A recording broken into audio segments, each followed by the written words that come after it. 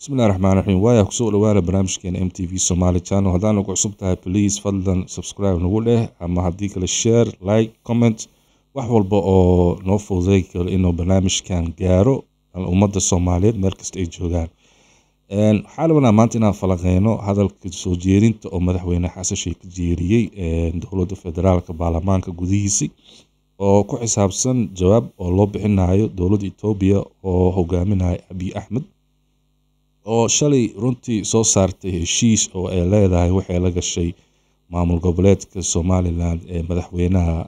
Muuse Biixi arintana waxay timaaday ka bacdi shir ee Somaliland maamulka Somaliland iyo dowladda federaalka Somaliland dowladda federaalka Soomaaliya ee heshiis ku gaareen magaalada Djibouti oo Ismaaciil Cumar Geede madaxweynaha oo yacni arin aad iyo aad wanaagsan ka qaatay markaas ka bacdi waxa dhacay in Abiy Ahmed oo u yeero maxaa ku dhahay madaxweyne maamul goboleedka Somaliland Muuse Biixi oo ka bacdi soo saareen heshiis ay leeyihiin in Somaliland dekad ay ku wareeji doonto ciidamada Itoobiya oo Itoobiya ayadana u gudi doonto Somaliland inay aqoonsato marka arinta oo yaabka badan waxay tahay Abiy Ahmed dhaqankan oo la yimaaday ma ahan wax anaga nagu cusub anaga Soomaalidaana wiligeena waxaan garanaynay oo wada ogeynay in nimankan Itoobiyaanka la leeyahay ay mar walba ay isku dayayaan sidii anaga wadankeena oo kor u soo kicin ay mar walba nagu korkorstayaan Abiy Ahmed saqajaan oo noqday dhaqan falxuun badan oo la yimaaday oo lagu yaqaanay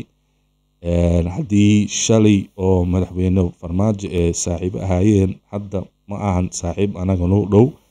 shaqalkeena ma ahan anaga shalay heshiiska ayaga iyo Farmaajo iyo ka dhaxeeyeen asaasi afwaki oo Eritrea wax anaga naga qosay ma ahan waa heshiis oo expired waana heshiis ee ayaga si qarsoodi ay ku galeen ummadooda ee u shacbixin waxay taana ha noqoto hadda marka madaxweyne Xasan Sheikh doo yimaaday waxaa la rabay in Abiy Ahmed oo fahmo oo la garto ummadda Soomaaliyeed anaga haddaana Itoobiya waxaan dan noo ah in walaalaheena Soomaaliya ay heshiiyaan haddii oo long term strategy oo leeyahay waa Abiy Ahmed laakiin teeda kale waxaa jirta meeshaan ciyaar oo wax socoto siyaasadda reer galbeedka iyo nimankan Ruushka iyo China iyo ciyaar weyn meeshaan ka dhex socoto ciyaarta ka socotana waxay tahay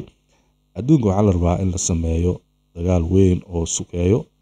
waxaana la isku dayoyaa in dhinacan xeebta Afrika geeska Afrika gaar ahaan xeebta Soomaaliya inay noqoto meesha lagu soo gami lahaa gantaalada ee ku dhici lahayd wadamadan oo galbeedka uu isleeyahay waa wadamo cadow noo ah wadamadii oo Eastern World kana Chinese iyo Ruushka iyo waa fahmeen barnaamijkaas marka waxay isku dayeen inay boobsiis ku sameeyaan dhinaca East Africa ay maadaan oo ka bacdi xataa Djibouti laga qaatay meelo waaweyn ee China hadda taa ciidamada ugu tiro badan oo joogaan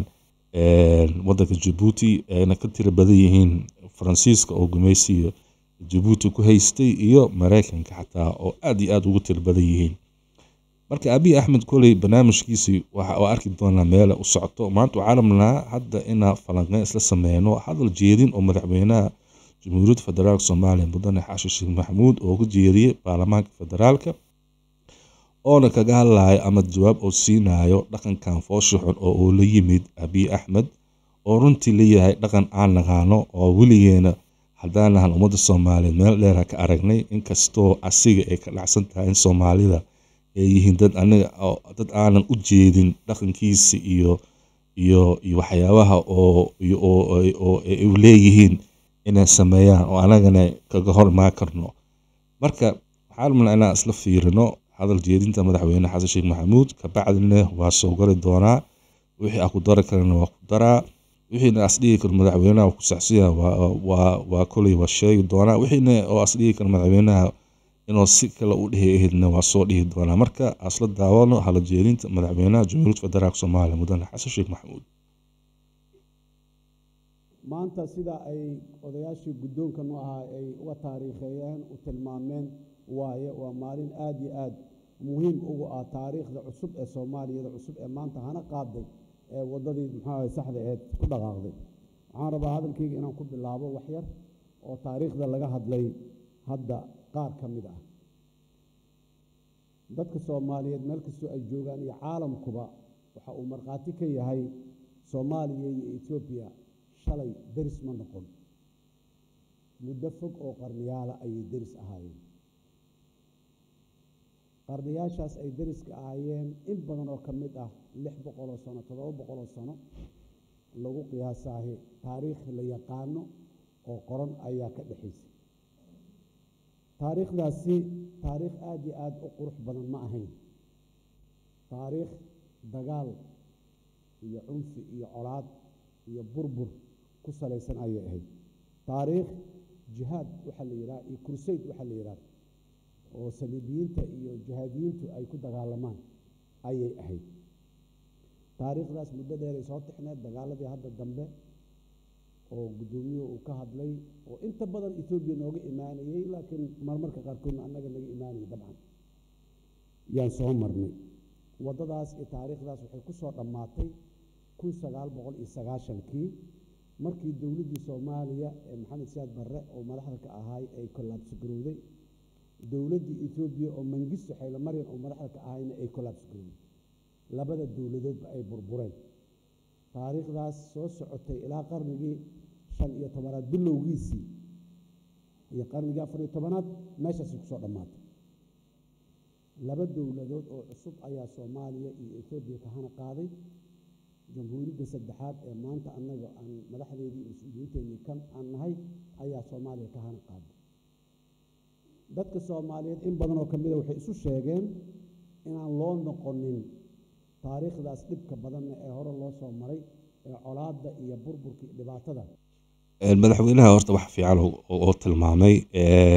anaga Ethiopia weligeena dagaal ayaa naga dhexi jiray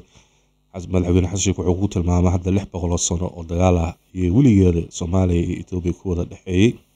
marka 600 sano dad is dagaalayay oo runtii shaki iyo wax walba ka wada dhaxeeyay oo anaga xataa marwalba weerar lagu ahaayay anagana mar walba oo difaac ku jirnay waxa cadeynaysaa in 600 sano dad oo 600 sano israfaaday oo isdilay hadii 30 sano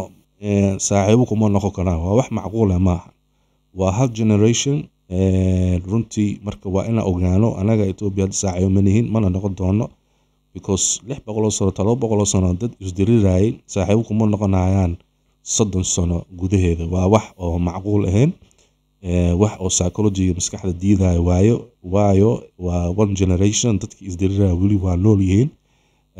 dadkii kale shaqo qabay oo 77 dhaawac isku wada noqdo wali waa joogaan waana wada nool yihiin marka ina ogaano waa anaga saaxiibo kuma noqon karno 30 sano gudaheeda so we always have to be enough feejignaan noqono marka arintan waxa jecelahay madaxweynaha runtii inuu dhihi lahaa ama inuu sheego meesha ku tilmaamo yani Soomaali maxamedey feejignaantu in la muujiyo saa u maleynaa hadda wuxuu ka hadlooyo ama saarajeenaa inuu ka wado hadalkiisi marka madaxweynaha hadalkiisa waa sii dhageysan doonaa wixii kalena anina waa soo gali doonaa insha Allah labada dal ka soo jirtay dadka Soomaaliyeed si dhab ah ayay go'aankaas u gaareen in ay colaad ka jeestaan oo ay u jeestaan nabad iyo maxaan ku yiraahdaa deris wanaag iyo wada noolaanshiyo runtii waa ummadda Soomaaliyeed weligeeda always ummadda Soomaaliyeed have always been straight up anaga ummadda Soomaaliyeed aanay dad dulmi in la dulmi ugu macnaanay mar walba hadii laba koox ay dheelayso aragno kooxda laga badanayo mar walba taageernaa oo saa u muujino garab istaag oo yaani dulmi diid oo muujino marka anaga waa horta weligeena dulmi ma sameey jirin mana ku dhaqaaqi jirin laakiin ummadan diriska nala ah ayaga waxaas nagu sameey jiray marka runtii madaxweynaha hadalkiisa hadal fiican oo meel dheer ku taataawanayo yani saa u fahmay kulay idin waxa jeclaa doonaa ina kulay fahamtiin hadaladan oo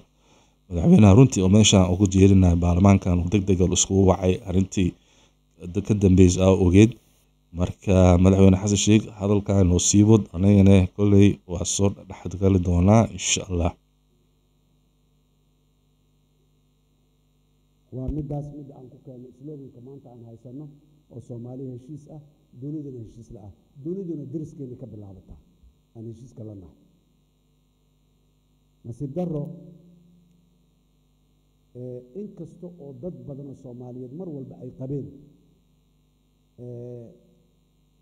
dalkan aan deriskana Ethiopia la yiraahdo colaadaasi kama dhamaan yaa la qabay laakiin dad badan qabay waxyaabaha socda waxyaabo duruuftu keentay waaye colaad ma aha iska dhamaan doonaan aan dul qaadan Ethiopia xumaanteed iyo burburkeed iyo kala qaybsankeed kamaanan shaqeyn annagoo weliba asbaabo badan oo ay dad badan jeclaa lahaayeen inaan uga shaqeyno aan sheegi karno ama aan haysano loo soo istaagi karno maanta bishii January 1 2024 waxaa dhacay wax cusub waa curato maanta la joogo curato ku ah duruufta jirta laakiin aan curato ku ahayn taariikhdii hore ee aan soo marnay aan curato ku ahayn cid awood u leh dalka Soomaaliya cad ka mid ah inay bixisahay ma jirto maasha Allah waa warcad ummadda Soomaaliyeed waa inaa anaga horta ogaano siyaasiyiinteena wallahi oo billahi oo tallaah in dhul naga mid ah ay bixi kareen because ayaga cabsanaya intay aadayaan saaxiib sare hadiiba mar ummadda Soomaaliyeed wax ay leeyihiin oo adiga ku wareejis ajnabi ama qarsoodi ama si oo public ah xagee ummadda ka aadaysa ummadda waa ku hawaare inda badan ku dhacayo meelo ba joogto sharaf dilaa noqonay shishay kalkaal wax walba lagu magacaabaa marka qafka oo maskaxda leh inay ku dhaqaaqdo filin ummadda Soomaaliyeed kaga soo horjeedaan ama damiirkooda ama waxyaabaha ay leeyihiin marka u timaado I don't think in a possible runtii waa arin aad u wanaagsan madaxweynaha ka hadlay waxaana cadeynaysaa in asiga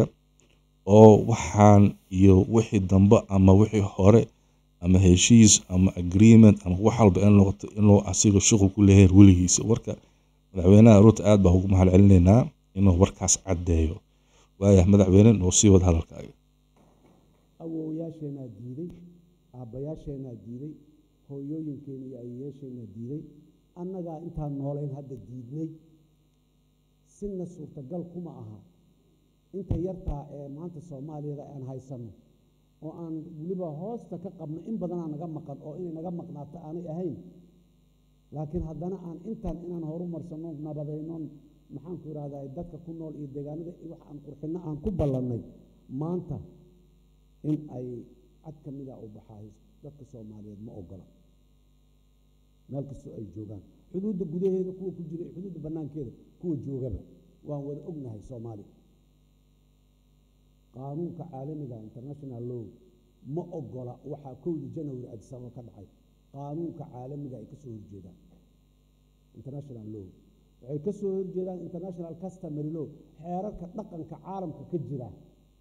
oo qawaaniinta marka laga yimaado hab dhaqanka caalamka ka jira ee dawladaha iyo ummadaha ay u dhaqmaan ka soo horjeedaan sina dhaqangal kuma noqon doono haddana dhaqangal kuma ah waxaa intaas dheer taariikhdeena ka mid ah walaalaha Soomaaliyeed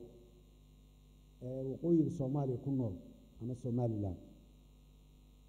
dadka Soomaaliyeed ay ka tirsan laakiin taariikhya la kala leeyahay deegaankiisa taariikh uu leeyahay taariikh caam ah leeyahay qarni hore aabayaashii iyo awoowayaashii dalka iyo deegaanka deganaa waxay diideen isticmaalkii caruurtiisu inay ku dhalato dalka heshiisyadii ay galeen waxaa ka mid ahayd naag ajnabi ah oo isticmaalka gabdhahooda in aanay ku dhali karin dalka oo haddii ay dhalayaan ay baxaan ay dibadda ilmooda ku soo dhalaan si aanay dalkan xuquuq iyo sheegasho ugu yeelanin runtii waa arrin aad iyo aad u wanaagsan waa arrin aad loo baahan yahay in lagu hambaliyeeyo reer Somaliland runtii waa aragti fog waa meel dheer wax laga arkay in naagii ajnabiga ka shaqeynayay waqooyiga oo markii uur qaadaan la dhihi jiray inuu dalka ka baxa meelahaas ku soo dhala ka bacdi soo noqda waa wallahi arrin aad iyo aad u baahan in reer Somaliland runtii lagu abaalmariyo awoowayaasheena hore iyo kuwa hadda jooga runtii isma lahan marka reer Somaliland gob ayaa tihiin waa dad waxaad tihiin runtii meel dheer wax ka arkaya marka waxaan rajeynaynaa runtii in arintan oo ay noqoto arin oo waxba kama jiraan because waa ognaana shacabka Somaliland ma ahan dad oo ogol yumeysi ma ahan dad dalkooda si easy ah ku dhiiwayo si fudud wadankooda ka quusanaya ma ahan Somaliland runtii laga hadlo waa meelaha kaliya oo Soomaalida laga helayo oo 100% Soomaali ah oo degan oo runtii ka wada jeedo farac dhale oo Soomaali sax ah marka dhiigooda baa diidi doono in waxaan oo kale dhacaan marka waxaan rajeynaynaa inay noqoto arin oo Muuse Biixi naftigiisa ku raadinaya arin siyaasadeed naftigiisa waa la haystaa si arrimaha doorashooyinka lagu haystaa marka adeeta inuu arin si dhaqaalaha oo ku helayo ama si oo leeyahay shacabka Somaliland baan ka gadayaa in xur dowlad oo aan nahay oo Ethiopia aqoonsatay kulay waa mid si ku soo noqon doonto sa umaleynaa I think Mr. Muuse Biixi he played his cards wrong so I think that he's going to have to face the consequences from his own people dadkiisu waa inay xaqbaqi doonaa xataaba inay magaalada ka bursadaan because runtii waxa wuxuu ku dhaqaaqay oo runtii la dhihi karo wax aad iyo aad laga fiican yahay I'm sure reer Somaliland xataa waa diidayaan because abuubayaashooda ba hadii ay dhihi jireen ajnabi gurigeena ama dalkeena kuma dhalayaan meelooda ku dhalaan ka bacda soo noqdaan carruurtooda ma ogolaad doon waa maya marka Muuse Biixi arin siyaasadda wataa laakiin waa arki doonaa madaxweyne Xasan Sheikh noo sii wad taariikh hore oo maqaar ku qoran weey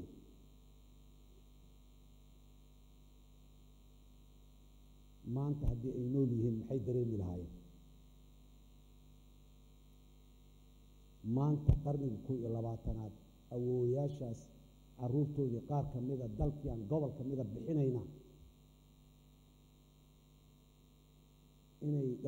nolosha inay hore ka dhima lahay wadnuu istaagi lahaa u malaynaya haddii ay noolaa lahaayeen daw ma aha taariikhdaas sharafta leh oo qiimaha badan ayaa waqooyiga Soomaaliya iyo dadka degan ay ka soo jeedaan welina waa aaminsanahay dadka waqooyiga Soomaaliya ku nool haybadaas iyo sharaftaas weli waa leeyihiin aan qabaa berigii Soomaaliya annagu taariikhii hore aan madaxweynaha ahay oo ayna haysatay arrintii badda ay taagneed ayaan ogahay dareenka iyo fariimaha ka imaanaya waqooyiga Soomaaliya sida ay ahaayeen ayagoo koonarka kale Soomaaliya biyo dhul ma ah dad ku nool yahay biyo jadda jiro oo badweynta India kamida la isku haysto dareenkoodii aan ogahay biyihii kale dhinaca kale agtooda ahaa maanta waa la bixinayaa in la yiraahdo sina suurtagal uma waan hubaa in aanay ku faraxsaneen kuna farxi doonin aanay aqbali doonin waa hubaa anoo ku sheegay reer Somaliland shacabkeeda ma aqbali doonaan arrintan because waxay calaameynaysaa in walaal naceeb nin ajnabi wax ku siisid waa dhaqan maaha waxaan waa runtii waa wax aad iyo aad u foolxun badan I really believe reer Somaliland saas maahan reer Somaliland waa dad saadin dhahay waa dad gob dhashay waa dad oo Soomaalinimada ku weyn marka umaleemaay oo I don't think it's going to be possible in ayaga ay ogolaan doonaan arrinta laakiin siyaasadooda waa gooni Muuse Biixi like I said waxaan waa wax political oo wata ma ahan wax asiga oo xataa dadkiisa xataa oo u dhow xataa inay raali ka yihiin xataa umale I don't think inay raali ka yihiin I think xataa naftigiisa xataa as in impeachment lagu sameyn doonaa maalmahan soo socdo umaleyn doonaa because haddii ninkan oo madaxweyne sax ahayn oo doorashada oo ku darsaday sidoo heshiis oo u gali kara reer Soomaaliya waa inay isweydiiyaan maxaa ka dhigayo nin oo loogu daray sanado kumeel gaar ah inuu heshiisyo gaaro asaxta naftigiisa waa in la weydiiyo what legitimate ka ku leedahay maxay tahay awoodan oo lagu siiyay oo heshiisyo agu galaysid heshiis oo waxa lagu siiyay 2 sano ah ama 3 sano waxay rabtaa ahaato oo doorasho inta uu qaban lahaa laakiin banaanka aadid deals soo gashid adiga kaliya wax ku anfacay yaa ka aqbalaya ka yeelay marka mucaaradkiisa xataa waa arkeena maalmaha waxay dhigi doonaan laakiin madaxweynaha waa ku saxsan yahay reer Somaliland aroontii in ogolaad doonaan arrintan marka runtii waa arrin aad iyo aad u siyaasadeed oo siyaasad wal ah very political ah. Muuse Biixi wuxuu doonaya koley waa iska fahmi karnaa waa awood iyo sheegasho oo ah inuu ku faani lahaa oo dhihi lahaye waxaa noo keenay aqoonsi recognition waana la aqbalay Ethiopiana aqbashay laakiin waxay ku noqotay bahal asi dirbi ku soo noqotay marka Benoni da dirbi ku dhufatay adoo wajiga ku soo noqonaa toos. So I think arrintaas haysata laakiin maalmahana arki doona insha Allah madaxweyne xasan sheekh noo sii wad hadalka waxaa intaas dheeran dadka fariinta kale uu rabo inuu faro xitaa walaalayaal Ethiopia aqoonsi idinma hayso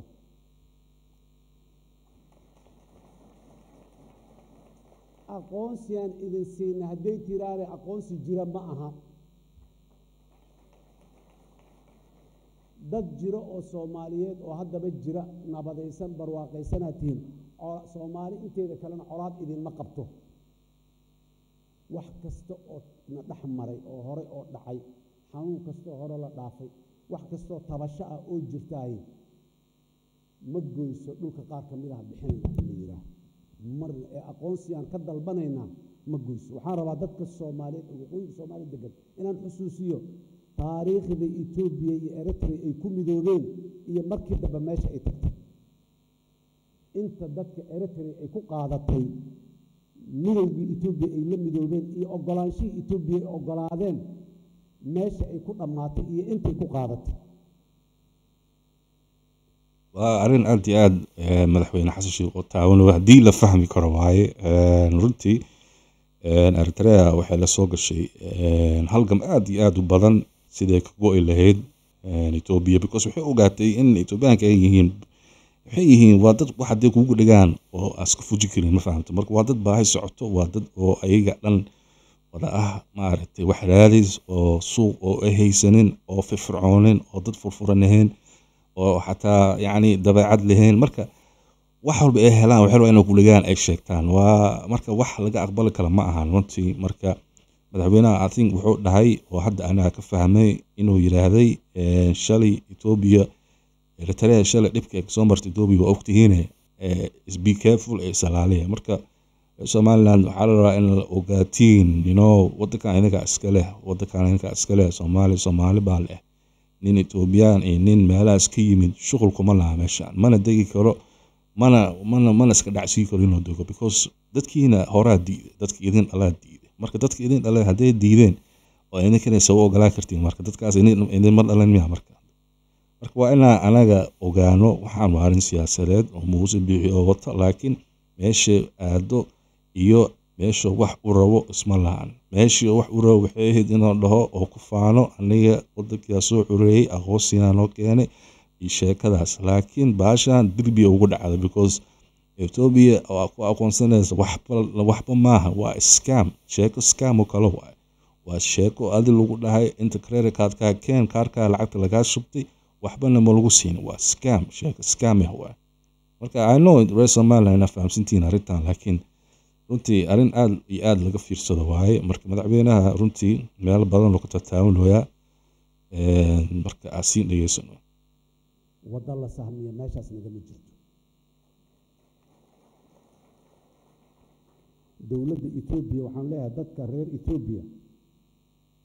mar walba derisaan ahayd ismaanaan dooran ilaah deris naga dhigay waanan ahaan doonaa hal option aan qabnaa nabad inaan ku wada noolaanaan qabnaa option kale noo furan ma laha ayadoo duruufaha maanta geeska Afrika ka taagan ee cimilada isbedeshay climate change-gu uu keenay dadkanagu ay la tacaalayaan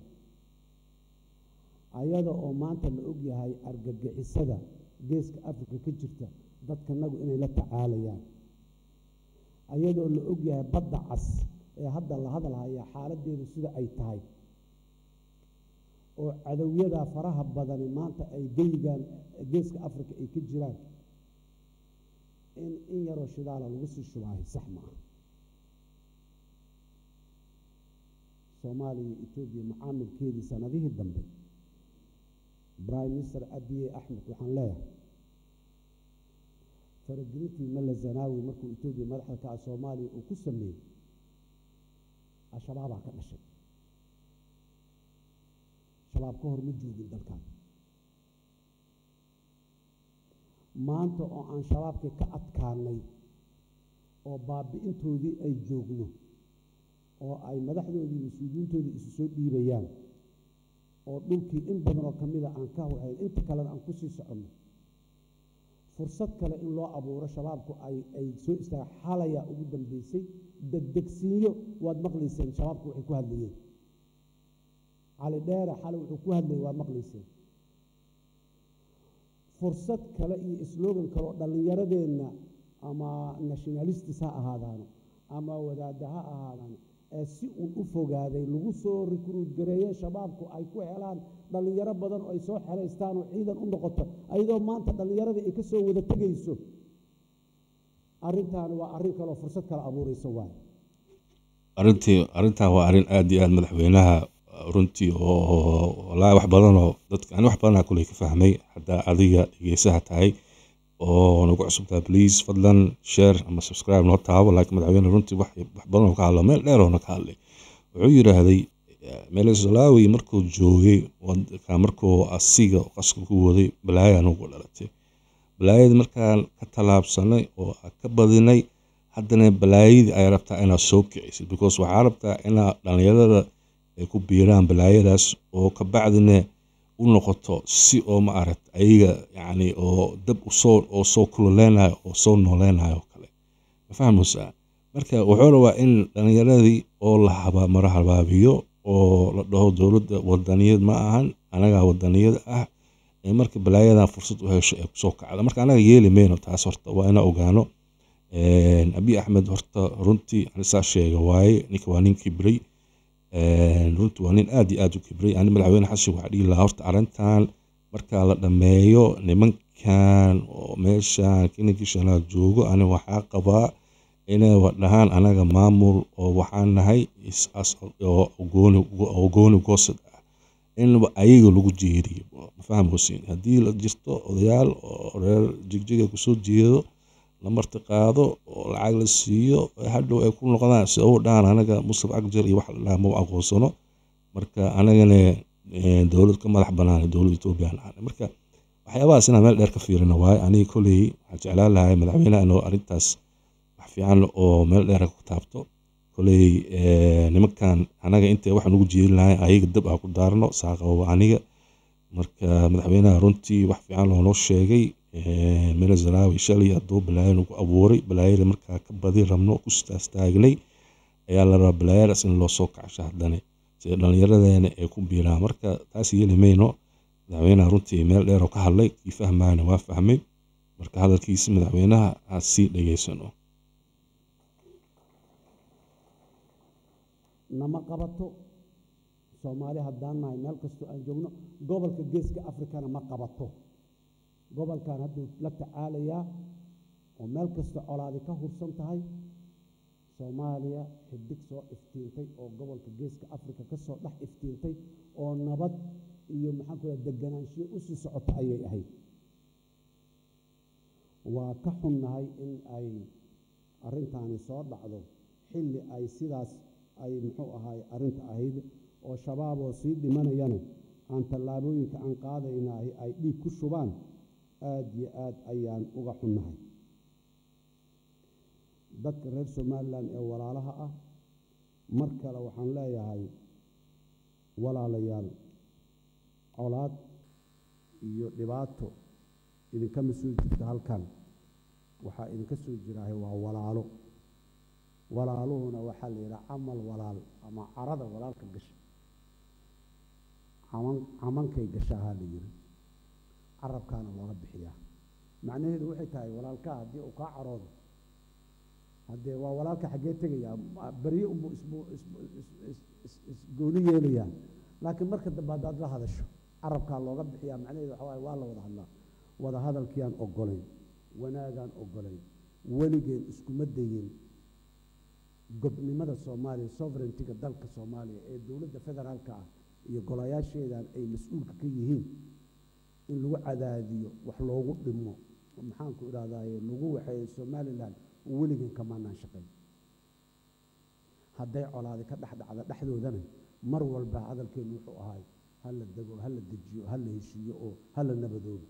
waan ka shaqaynay waana ka shaqaynaynaa welina waa kasii shaqayn doonaa ka caajisi mayna haddii aan yidhaahdo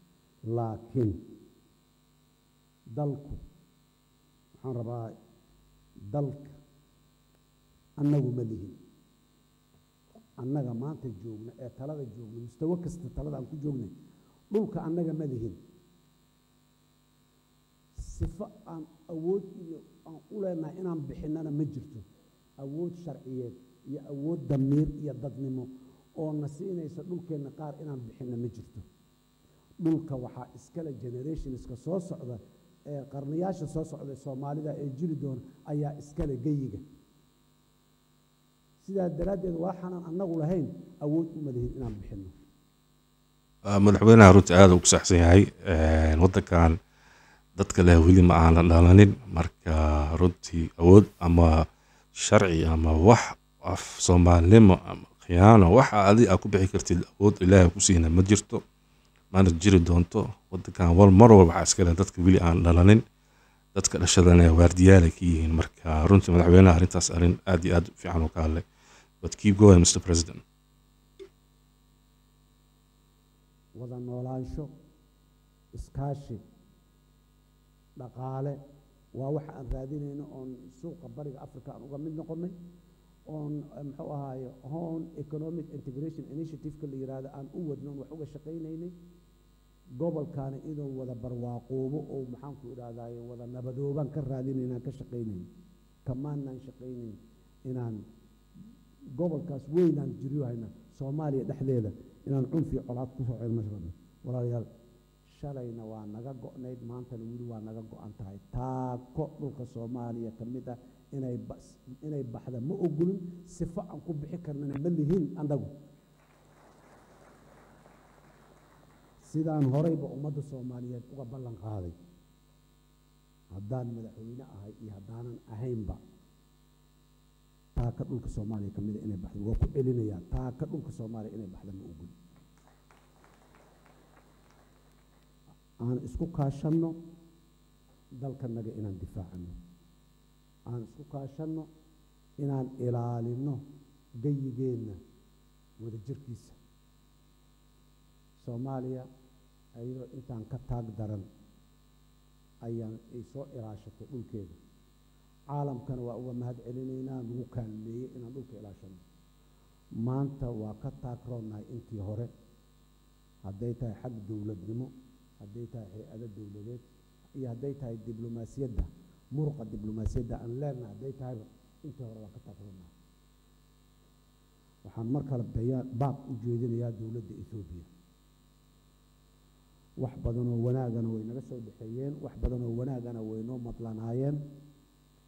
jihadaas aad bisha kowdeedii January u jeesateen ka soo jeestaan leenahay waddo idinkama jirta meeshaas bad haddaad rabtaan dekada haddaad rabtaan macaamil adduunya haddaad rabtaan si loo raadsado adduunyada dhan ay ogoshahay oo aan laysku khilaafsanayna jirto waddadu meeshaas idinka jirtaa soo mara laakiin nin maanta jooga ama federaalka ha jooga halkan ha taagnaado ama dowlad goboleed ha jooga oo midka dhulka soomaaliya ka mid idisii kara ma jiro ha ku kadsoominaan leenahay haddii aan la yidhaahdo walaalayaal aad iyo aad aad u mahadsan tihiin ballanteenu waa maxay dalka soomaaliya soomaali baa leh soomaali baa leh aad iyo aad madaxweyney runtii wallaahi waa wax kii soomaaliga dhaladka oo fahmayo waxyaabaha hadda soo ka hadashay ama ka soo taataawto ummadda Soomaaliyeed oo soo bandhigtay kulay ninkan Abiy Ahmed kulisa dhihisay hadda waxa la rabaa in weerar oo lagu qaado si weerar ah media weerar lagu qaado oo loo cadeeyo haddii ahaato qoraal ama Twitterka ama social media ninkan loo cadeeyo waxa heshiiska la gashay nimankan waa heshiis fraud ah waa heshiis scam ah runtii Muuse Biixi oo adag ku galay xataa Muuse Biixi heshiiskan aqoonsiga leedahay waa heshiis scam ah wax oo Ethiopia ay ku sameey karta ma jirto waxan ay ku sii kartana ma jirto waa dad ayaga naftigooda baahayso oo doonayaan wixii meela waxyaabo ka raadsan lahaayeen inay anaga naga raadsan anagana yeeli mayno taas marka runtii waa arin aad iyo aad loo baahan yahay ummadda Soomaaliya inay fahamto hadalka madaxweynaha runtii aad iyo aad baa ku qancay dowladda aad baa ugu qancay hadalka soo jeedisay kuligooda hay'adaha dowladda haddii ahaato baarlamaanka madaxweynaha ra'iisul wasaaraha kuligooda mawfiiq adag iyo shacabka Soomaaliyeed mawfiiq adag ayaa noo taalo Abiy Ahmedne in runta loo sheego Abiy don't fall for these traps Musbihi arata do not fall for these political traps you know Somali baa leh kiina isku day inuu wax kale oo anaga dhaxdeena naga fursad naga arko runtii the only thing that Abiy Ahmed right now has done was to unite the Somali people everywhere you look the Somali people are now united every single place you look because of that stupid statement from Abiy Ahmed every single Somali has now united whether it's clan whether they have clan differences whether they have political differences we are all united to protect our national sovereignty and our integrity marka Abiy Ahmed you've fallen for a scam and also you too Musbihi you've been scammed and it's up to you guys to sort out your scam issues this Somali baa leh madaxweynaha runtii aad ugu mahadcelinaa adina haddaan lagu cusub tahay fadlan please nagu subscribe nagu dhufo wax dhan kaaba dhibaayo anagana waxyaabo badan fursad badan oo siinaa in dadka ay sii gaaraan